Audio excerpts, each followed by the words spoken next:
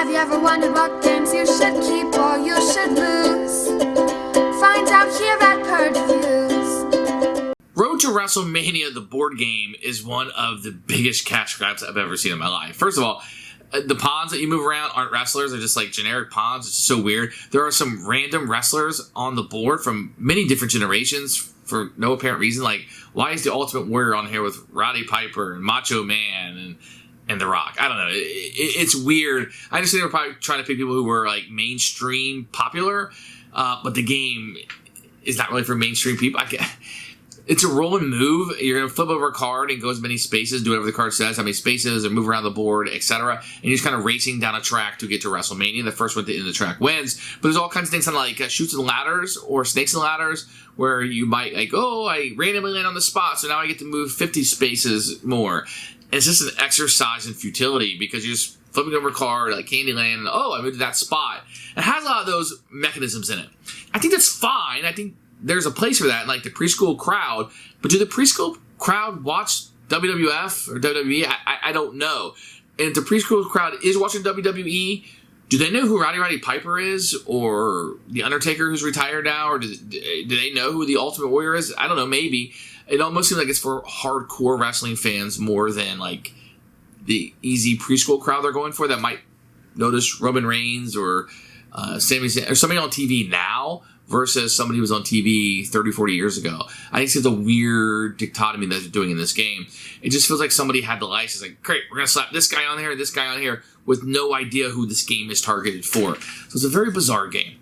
The game itself is not good. It's a pretty terrible game. It takes a lot of mechanisms from games that we would all agree, like Candyland, Chutes and Ladders, that are not good. So there's not a whole lot of redeeming here. This game is going to sell because it has The Undertaker and WrestleMania and WWE on the cover, and that's about it. It's a purge for us.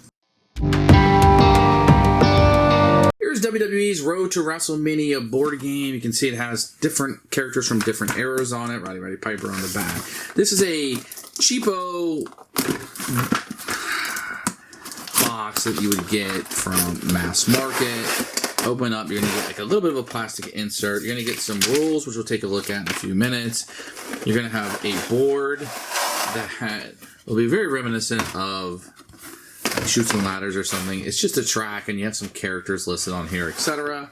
For the rest of the components, you're going to get these little pawns. I don't know why they couldn't have been wrestlers, but some of the past WWF games, but in this one, you just get cheapo pawns. And you're going to get a bunch of cards.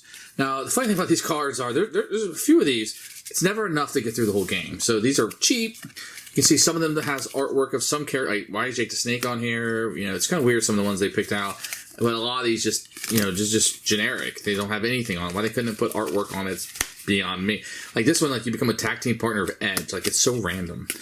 Andre the Giant's in it. Boo. So there are a few, and the components are just junk. It's not a well-produced game. I do like the board, though. I do like the track. I like the little logo. You have like little Bret Hart stuff you'll do on here. It really doesn't mean a whole lot, but it is kind of neat. So here's the rule book. What you're going to do, I'm going to call it that. It's a sheet of paper. There's no pictures, no color, nothing. The contents, but they're not listed, and there's no pictures, so the setup's pretty easy. The gameplay, it might take you 2 or 3 minutes to read through this. It's pretty simple. You probably could look at the board and kind of know what to do with the game. The rules are fine. They accomplish the game. So